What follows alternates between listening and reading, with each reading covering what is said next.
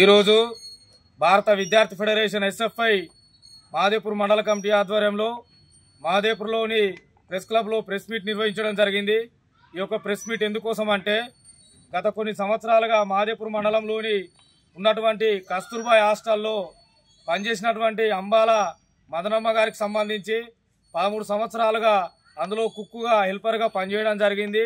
ఏదైతే పనిచేసినటువంటి అంబాల గారి మదనమ్మ గారికి సంబంధించి ఆమె వయసు రీత్యా ఆమె రిటైర్ కావడం జరిగింది. ఆమె స్థానంలో కూడా ఆమె యొక్క బిడ్డ అయినటువంటి దేవిక కూడా పనిచేయడానికి ముందుకు రావడం జరిగింది. ఆమె కూడా ఆమె స్థానంలో పనిచేయడం జరిగింది.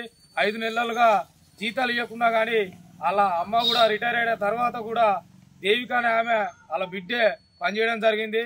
కానీ కొద్ది రోజులుగా చూస్తూ ఉంటే అక్కడ కుక్కుగా వేరే వాళ్ళని నియమించుకున్నటువంటి పరిస్థితి ఉంది. తక్షణమే ఎవరైతే వీళ్ళు అర్హులుగా ఉన్నారో వీళ్ళని తక్షణమే గుర్తించి ఆ యొక్క పదవిలో ఆ యొక్క పనిలో వీళ్ళని కేటాయించాల్సిందిగా భారత విద్యార్థి ఫెడరేషన్ ఎస్ఎఫ్ఐ మహదేవ్పూర్ మండల కమిటీగా మేము డిమాండ్ చేస్తూ ఉన్నాం. అదేవిధంగా ఈ బాధితులను కూడా తీసుకొచ్చి ఈరోజు మహదేవ్పూర్ మండల కేంద్రంలో పత్రికా సమావేశం కూడా నిర్వహించడం జరిగింది.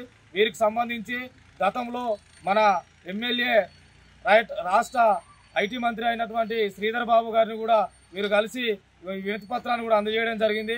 ఈ వినతి పత్రంలో చాలా క్లియర్గా రాసి ఉంది.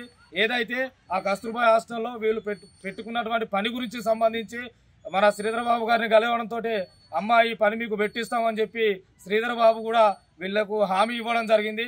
వీరు ఇచ్చినటువంటి హామీకి సంబంధించి సార్ సంతకం చేసి కూడా వీళ్ళకు ఒక లెటర్ ప్యాడ్ కూడా ఇవ్వడం జరిగింది.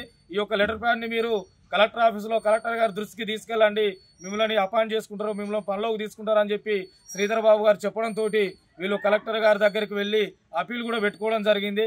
కానీ ఎటువంటి ఫలితం లేకుండా పోయింది. ఇప్పుడు పనిచేస్తున్నటువంటి వాళ్ళు ఎవరున్నారో వాళ్ళని తీసేసి తక్షణమే వీళ్ళని నియమించాల్సిందిగా భారత విద్యార్థి ఫెడరేషన్ ఎస్ఎఫ్ఐగా మేము డిమాండ్ చేస్తూ ఉన్నాం. అదేవిధంగా ఇందులో వీళ్ళకు సంబంధించి వీరు నిరుపేదలు ఉన్నటువంటి వాళ్ళు రోజువారీ కూలీగా పనిచేసుకుంటే తప్ప వీళ్ళ పొట్టగడనటువంటి పరిస్థితి ఉంది. ఇప్పుడు వీరిని కాదని వేరే వాళ్ళని పెట్టి వీళ్ళకి అన్యాయం చేస్తున్నటువంటి వాళ్ళని కూడా మేము డిమాండ్ చేస్తూ ఉన్నాం. ఈ సందర్భంగా తక్షణమే వీరికి గుర్తించినటువంటి ఆ పనికి సంబంధించి ఆ కస్తూర్బా హాస్టల్లో వెంటనే పని కల్పించాలని చెప్పేసి భారత విద్యార్థి ఫెడరేషన్గా మేము డిమాండ్ చేస్తూ ఉన్నాం. ఎస్ఎఫ్ఐ జిల్లా కార్యదర్శి, నా పేరు కుమార్ రాజ్ కుమార్.